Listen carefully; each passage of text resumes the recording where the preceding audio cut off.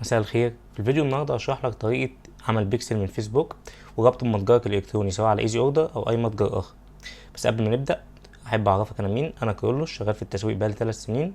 حققت مبيعات لبراندات وشركات كبيره بالملايين في مصر وفي الخليج وفي دول تانية كتير جدا.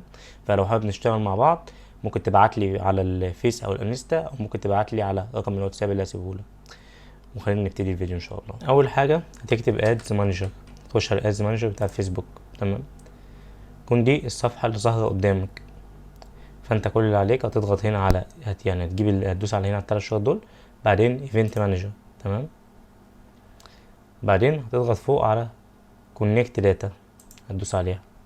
بعدين هيقول لك انت عايز تكونكت داتا منين بالظبط. طبعا احنا في الاغلب عندنا متجر الكتروني، فاحنا بالتالي هنضغط على ويب وندوس نيكست. فبيقول لي انت عندك داتا اصلا ولا انت عايز تعمل واحد جديد. فاحنا هندوس كرييت نيو داتا سيت.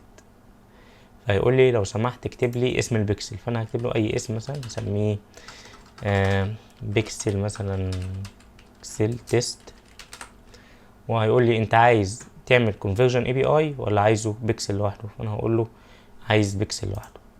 طب هتقول لي ايه الفرق بين البيكسل العادي والبيكسل اي بي اي؟ البيكسل العادي هو بيسجل دخول الشخص اللي على الموقع بتاعك من البراوزر او الكوكيز بتاعت البراوزر بتاعته.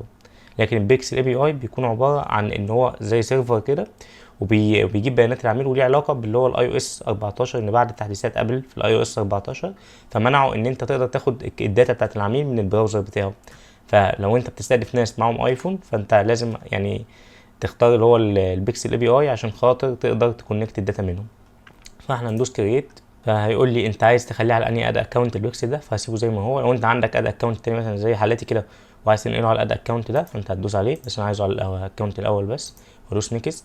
هنا بيقول لي انت عايز تسطب البيكسل ده ازاي، عايز تسطبه عن طريق ميتا ولا عايز تسطبه عن طريق الشركاء بتوعنا ولا عايز تسطبه مانوال. احنا هنقول عايزين نسطبه مانوال.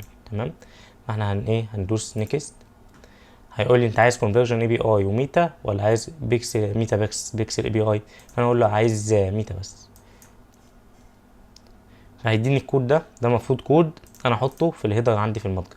لو انت عندك اي متجر غير ايزي اوردر فانت هتاخد الكود ده تحطه عندهم في الهيدر، او حسب المنصه بتقول لك تعمل ايه. يعني في يوكان بيقول لك حط اي دي البيكسل بس، في ايزي اوردر بيقول لك حط اي دي البيكسل بس، في وورد بريس وكوميرس في اضافات بتخليك تحط الاي دي بس، وفي اضافات بتطلب منك انت تحط البيكسل كامل في الهيدر. تمام، فاحنا هنحط اي دي البيكسل بس في ايزي اوردر.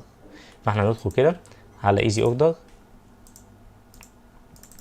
فدي ايزي اوردر اهي. فانا هدخل هنا على ادوات التتبع، اعدادات البكسل، وهنا دي ايديات البكسل. فانا هدخل كده هعمل لو انت عندك اكتر من بكسل فانت هتاخد زي شرطه كده وتحط اي دي البكسل بتاعتك. طب احنا دلوقتي معانا الكود كامل، ازاي نجيب الاي دي من الكود؟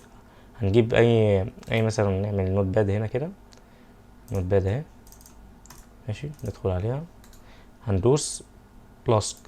حلو. طب ازاي انت تعرف الاي دي؟ هتلاقي مكتوب هنا في الكود كله، تلاقي مكتوب هنا كلمه اي دي، وده الكود بتاع الويكس. فاحنا هناخد الكود ده بس كوبي، ناخده كده كوبي، وندخل على ايزي اوردر نحطه هنا بيست، ونضغط حفظ. تمام، وبس. دي كانت طريقه انشاء بيكسل عادي على عشان من فيسبوك عشان تربطه بمتجرك الالكتروني سواء على ايزي اوردر او اي متجر تاني.